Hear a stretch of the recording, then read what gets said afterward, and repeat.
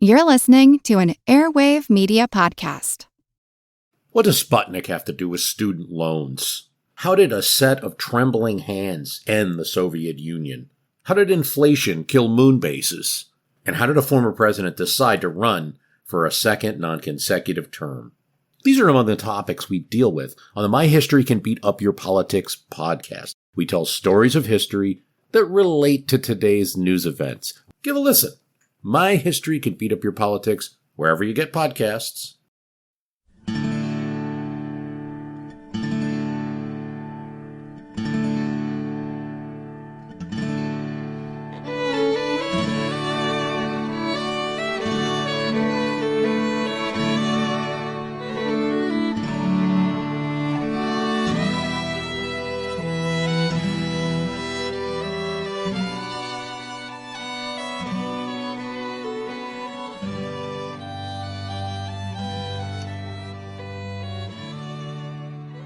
Hey everyone, thanks for tuning in to episode number 386 of our Civil War podcast.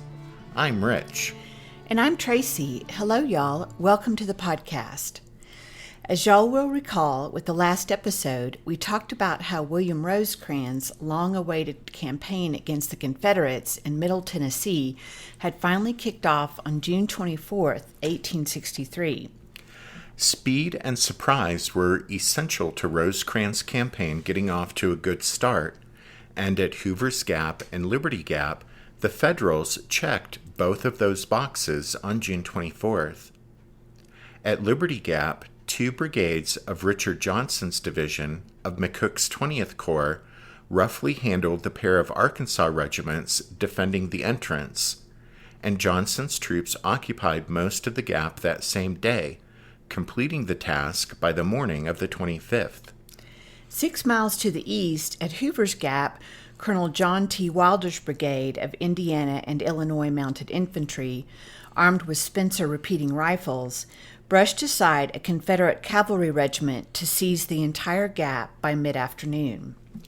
Wilder's men then beat back a counterattack by rebel infantry, inflicting sizable losses on their opponents. The ease and speed of these significant successes at the gaps delighted Rosecrans.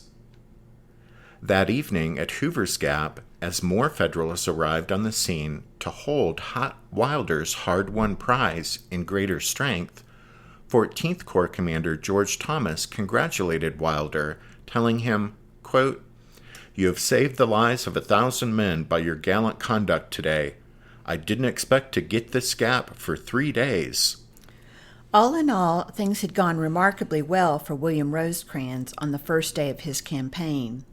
In fact, the only fly in the ointment for the Federals was the rain, which began to fall steadily about midday. One thing Rosecrans' meticulous planning couldn't control was the weather. The rain that started on June 24th would continue to pour down the next day. Frustrated 21st Corps Commander Thomas Crittenden would complain that the rain came down, quote, "incessantly for 15 days. In fact, there would be rain every day for the next 16 days, save 2. The land up past the Highland Rim can't absorb much water, so creeks soon were quickly flooded, the roads turned into muddy streams, and the fields became ponds. A man in an Illinois regiment recorded in his diary, quote, "About 9 o'clock a.m. we were relieved from picket duty, but not to better our condition, for we bivouacked in a wood on ground almost perfectly level and upon which the water stood about shoe-top deep." A soldier in another Illinois regiment wrote home that his outfit, quote, "marched on a mud road, with mud from 1 to 6 inches deep.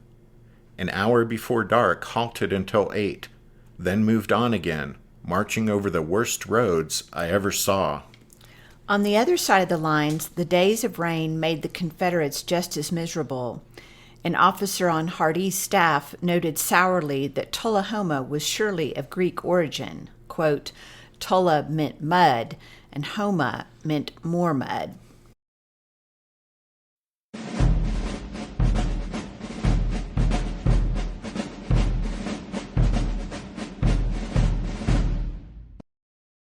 So at this point, we just wanted to share a programming note, or not really a programming note, but an editorial memo, because the Tullahoma Campaign is really one of mostly maneuver. That means it's a lot of they moved there, and he marched his men to that place, and those guys fell back to here. And so since there's not much of a blow-by-blow account, so to speak, and since a lot of the moving here and there won't mean much to you unless you're following along on a map, what we're going to do is paint the rest of the campaign in pretty broad strokes, so that hopefully you understand what's happening, but without us getting bogged down in random place names and whatnot. However, at the end of this episode, we'll still have given you a good idea of why the Tullahoma Campaign was important. So hopefully that makes sense. And now, let's get back to it.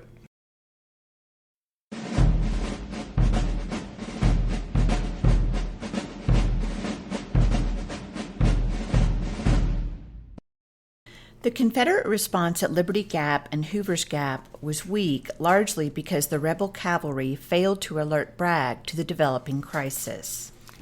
At the beginning of May, Bragg's mounted arm numbered more than 17,000 men in 5 divisions, divided into 2 corps, commanded by Major Generals Joseph Wheeler and Earl Van Dorn. However, by the end of June, that force had been reduced to 11,000 troopers in 3 divisions, when Bragg was ordered to transfer one to Mississippi and allowed another, under Brigadier General John Hunt Morgan, to raid up into Kentucky, an order Morgan promptly exceeded by crossing into Ohio in a grandiose and ultimately futile effort to snatch an extra bit of glory for himself. Worse still, the capable Van Dorn was dead, having been shot by a jealous husband. His corps was reduced to the single division of newly promoted Nathan Bedford Forrest. Wheeler's 2-division corps was stationed on Bragg's right, charged with watching for any Federal move toward Manchester, while Forrest's men kept an eye on Bragg's left. Forrest was relatively new to the duties of regular cavalry. You see, his steady stream of successes thus far had come as a raider and leader of irregular cavalry. Thus, the Federal feint toward Shelbyville, of which the action at Liberty Gap was a part, fooled Forrest, who reported the movement to Bragg as a major enemy effort. Far worse, though, was what happened with Wheeler. You see, on the morning of June 23rd, just one day before Rosecrans' campaign began, Wheeler started to transfer most of his cavalry from the Confederate right to the left, where, in conjunction with Forrest, he intended to strike northward, damaging the railroad above Nashville, down which virtually all the Federal supplies flowed. That meant Bragg was blinded on his right as a result of Wheeler's ill-timed transfer of rebel cavalry, and the Confederate commander was oblivious to the enemy movement that began on the morning of the 24th and culminated in the seizure of Hoover's Gap.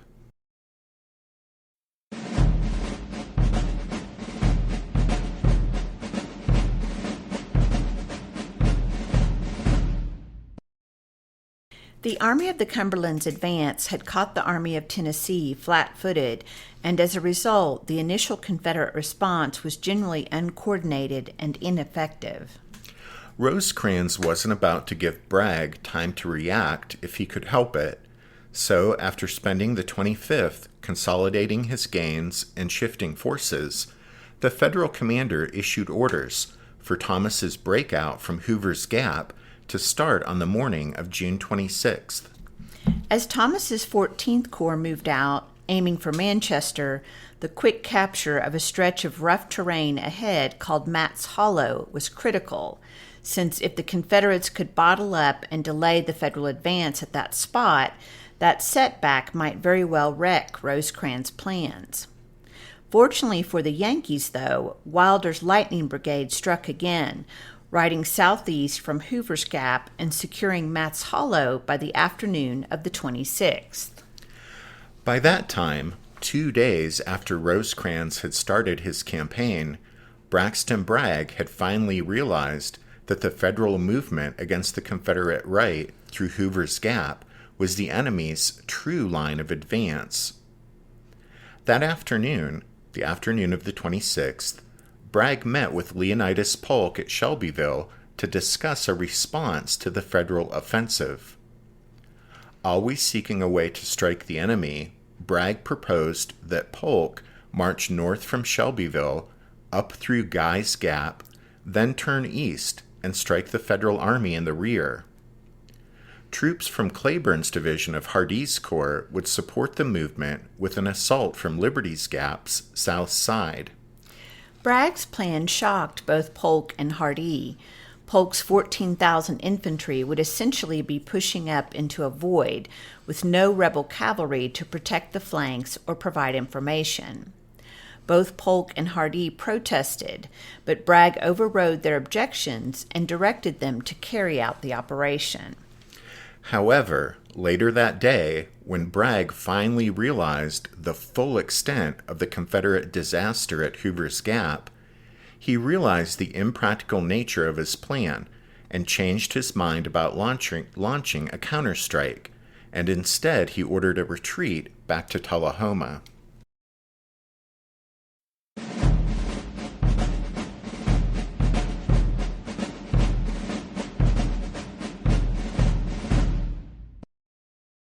If Braxton Bragg would have had time to pause and reflect, he may have realized that the bitter, toxic seeds of spring had now ripened in the Army of Tennessee's high command. With the enemy now on the move, the poisoned relationship between Bragg and his subordinates had already ruined any chance that the Confederates might display teamwork and coordination in meeting the threat. Communication and coordination failures played a role in the rebel reverses at Liberty Gap and Hoover's Gap and helped keep Bragg largely in the dark during the first crucial 48 hours of the Federal movement. Perhaps most importantly, the dysfunction in the Army's high command had prevented any detailed contingency planning for defending against the inevitable opening of the enemy campaign. Bragg, Polk, and Hardee, like Rosecrans, had had months to prepare for this moment. The Confederate generals ought to have thoroughly discussed, planned, and decided on how to meet any potential move by the Federals. And with those plans in hand, the rebel forces would have immediately executed a coordinated response to the Yankee movements. But instead of functioning as a proper team, Bragg struggled on the fly to cobble together a major counterstrike, using the forces of a general he hated, all while he found himself caught in the midst of a fluid and rapidly changing situation. The decision on the afternoon of the 26th to abandon his plan for the counterstrike up through Guy's Gap by Polk's troops seemed to take the wind out of Braxton Bragg's sails. An hour after calling off the operation, Bragg asked Polk whether the Army should try to hold where it stood, quote, or is a retreat to Tullahoma a necessity? That night, as the full extent of the disaster at Hoover's Gap finally became apparent, Bragg answered his own question and ordered his entire army to retreat to Tullahoma.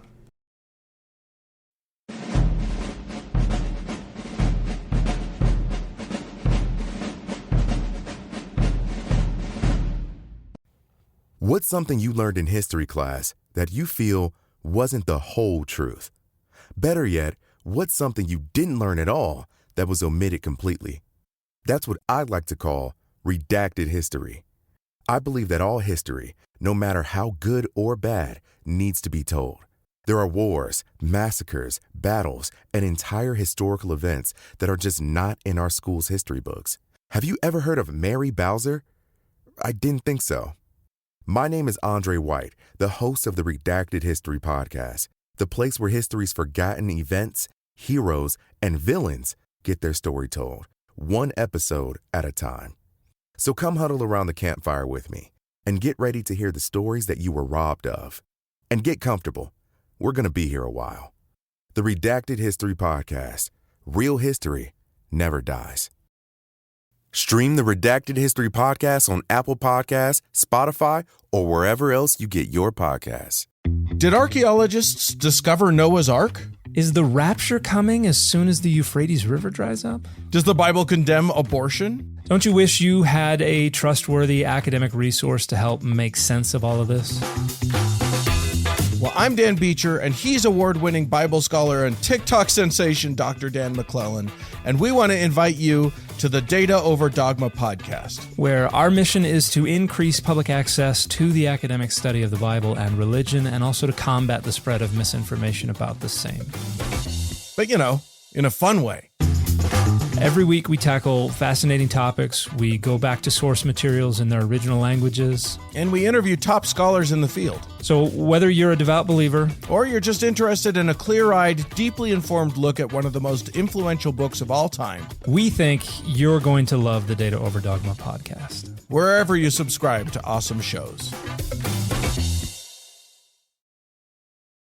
Early on Saturday, June 27th, the Army of Tennessee began the wet and slow slog back to Tullahoma. For Polk's troops, the distance from Shelbyville to Tullahoma was just short of 18 miles, while for Hardee's men, the distance from Wartrace to Tullahoma was a little more than 19 miles.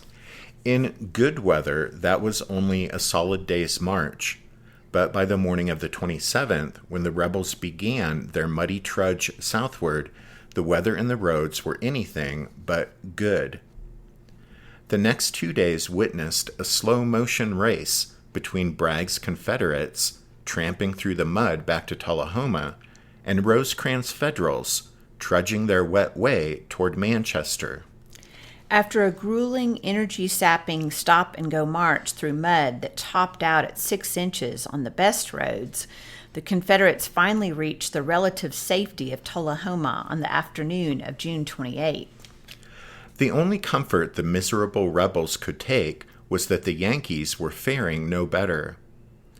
William Rosecrans, along with the lead elements of both Crittenden's 21st Corps and Thomas's 14th Corps, did reach Manchester on the afternoon of the 27th, a full day earlier than most of the Confederates arrived in Tullahoma, which was just a dozen miles away to the southwest. However, although Rosecrans and the first Yankee soldiers managed to reach Manchester on the afternoon of the 27th, most of the wet, bedraggled troops of Crittenden's and Thomas's two corps were still miles behind. Thomas's 14th Corps at least had the advantage of using the macadamized pike from Hoover's Gap to Manchester, but a few miles south of the gap was Matt's Hollow, and that 2-mile stretch of steep, rough terrain slowed the progress of Thomas's wagons to a crawl, and so jammed the road that Rosecrans directed some of McCook's men to seek alternate routes. Remember that Crittenden's troops had been involved in Rosecrans' feint eastward toward Bradyville at the very start of the campaign, and now those men found themselves caught up in a nightmare on muddy, terrible roads. It took the soldiers of Brigadier General Thomas Wood's division an astounding 11 hours to cover just a few miles. Wood would report, quote, "It has scarcely ever been my ill fortune in 18 years of active service to have to pass over so bad a road," end quote. In all, it would take Crittenden's 21st Corps 4 days to complete a march of just 21 miles. Besides seeing the first Yankees arrive in Manchester, June 27th also produced another bright spot for Rosecrans. On the rebel left, Confederate Cavalry General Joe Wheeler and his troopers still held the town of Shelbyville that afternoon, protecting the retreat of Polk's soldiers, and also waiting for Forrest horsemen to arrive from Spring Hill, where they had been posted off to the west. However, Union cavalry charged into Shelbyville, overrunning Wheeler's lines and thundering through the town square, routing the rebels and snagging 400 prisoners. Spearheading the attack were the regiments of Colonel Robert H.G. Minty's brigade. Minty's brigade would soon catch Rosecrans' eye, and he would have other missions for it.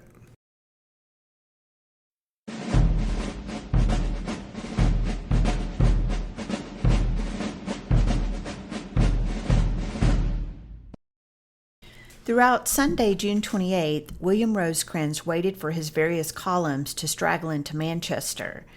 By the previous evening, Old Rosie knew Bragg had discovered his flank movement through Hoover's Gap to Manchester and was reacting by falling back to Tullahoma. Braxton Bragg's retreat to Tullahoma meant Rosecrans had to contemplate his next step. He had steered clear of a frontal assault before, preferring the flanking march to Manchester over a direct fight at Shelbyville. And Rosecrans was no more inclined to try such a frontal attack now against the fully manned rebel defensive works at Tullahoma. In fact, both sides needed a breather. Monday, June 29th, saw little marching on either side. The Confederates worked on improving their defenses at Tullahoma, while the Federals inched forward from Manchester, probing Bragg's lines. However, that cautious Federal advance from Manchester southwest toward Tullahoma was another deception. Turning to John Wilder and his newly christened Lightning Brigade, on June 28th, Rosecrans directed Wilder to strike directly south, cross the Elk River, then swing west, and if possible, destroy the Nashville and Chattanooga Railroad bridge that crossed the river at Allisonia, or at least damage the important depot a bit farther south down the railroad at Deckard. But the bridge was the Lightning Brigade's main target. If it could be destroyed, then Bragg's supply line would be cut. Wilder departed Manchester on the 28th, crossing the Elk and following the road south to Deckard, where he arrived that night while sending the 123rd Illinois off to destroy the bridge at Allisonia. However, as it turned out, the men of the 123rd found the Tullahoma Road crowded with rebels, which prevented the Illinoisans from reaching the railroad bridge. Meanwhile, the rest of Wilder's brigade did cause some damage at Deckard, but Wheeler's Confederate cavalry drove them off before they could cause too much mayhem. In any case, the Lightning Brigade successfully evaded pursuit and arrived back in Manchester on the 30th.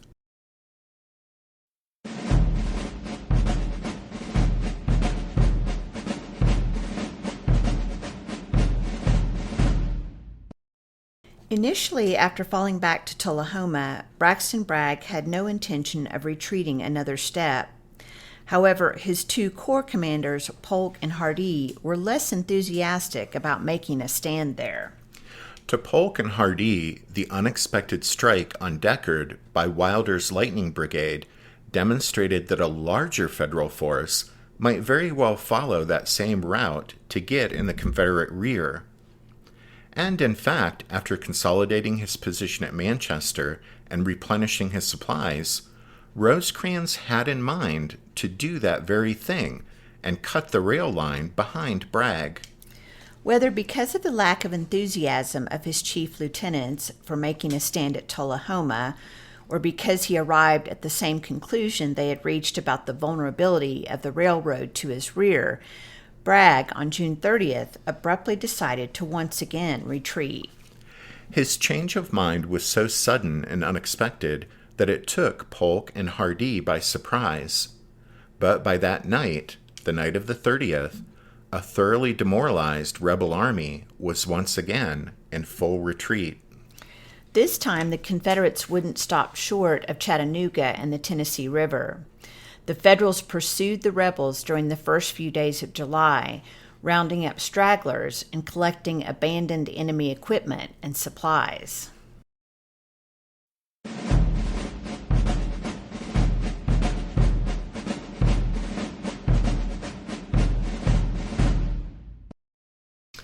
While Tullahoma was not the decisive masterstroke that Rosecrans had envisioned, mostly because the Confederate Army had escaped to fight another day, it was nevertheless, thought Old Rosie, still a masterpiece of brilliant strategy.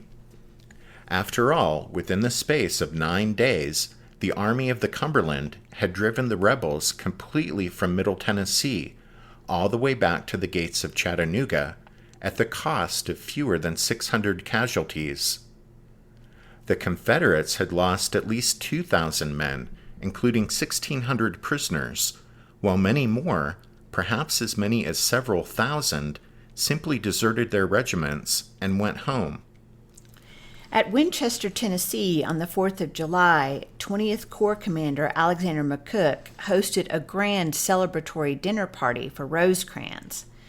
Over the next few days, there was more rejoicing in the Army of the Cumberland when news was shared about Lee's retreat from Gettysburg and Grant's capture of Vicksburg. However, William Rosecrans was soon stunned to learn that the authorities in Washington didn't share his view of his army's success. On July 7th, Secretary of War Edwin Stanton seemed to dismiss any achievement when he wired, quote, "We have just received official information that Vicksburg surrendered. Lee's army overthrown, Grant victorious. You and your noble army now have the chance to give the finishing blow to the rebellion. Will you neglect the chance?" Rosecrans angrily replied, quote, "You do not appear to observe the fact that this noble army has driven the rebels from Middle Tennessee.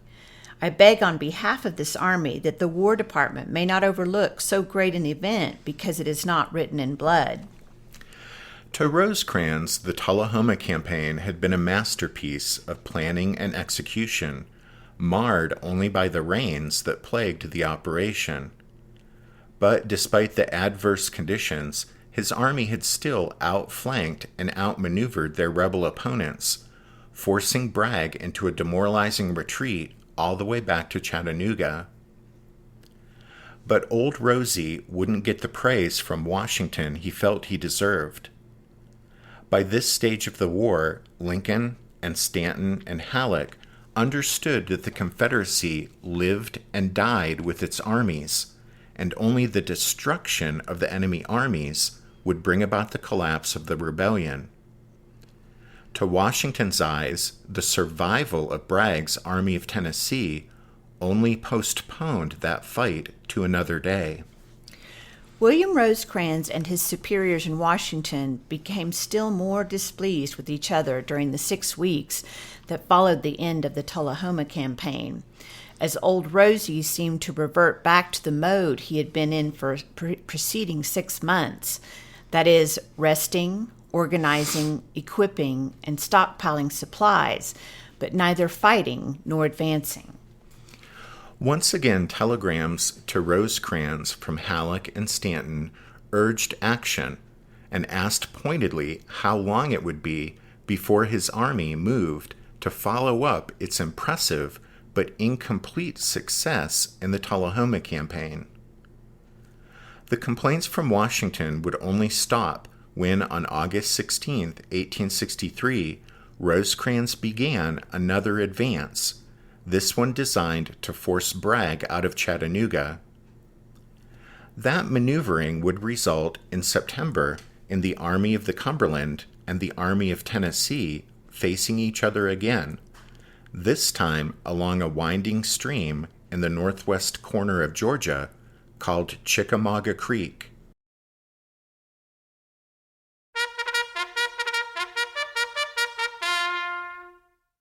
That means it's time for this episode's book recommendation, and our recommendation this time is actually another magazine recommendation. The lead article of Blue and Gray Magazine, Volume 10, Issue Number 1, is titled The Deception of Braxton Bragg, the Tullahoma Campaign. And we'll also throw in a bonus recommendation, since the May 2013 issue of America's Civil War magazine has a short article titled Tullahoma Gets No Respect, accompanied by an excellent set of maps. And it's really because of those maps that we're recommending it. Don't forget you can find a list of all of our book, and magazine recommendations if you head over to the podcast website, which is www.civilwarpodcast.org. And then as we wrap up the show, we want to be sure to thank the newest members of the Strawfoot Brigade for their support of the podcast. So thanks to Steve S., David G., Herman S., Christopher H., and Nick S. And thanks to James D. and Stephen G. for their recent donations. Thanks, guys. You know, pretty much 100% of donations still go to books. It's kind of amazing that almost 10 years into this thing, we're still buying books. But, well, there's a lot of Civil War books. Anyway, thanks. Those donations are always appreciated. Thanks for listening to this episode of The Civil War, 1861 to 1865, a history podcast. Rich and I do hope that you join us again next time, but until then, take care. Thanks, everyone. Bye.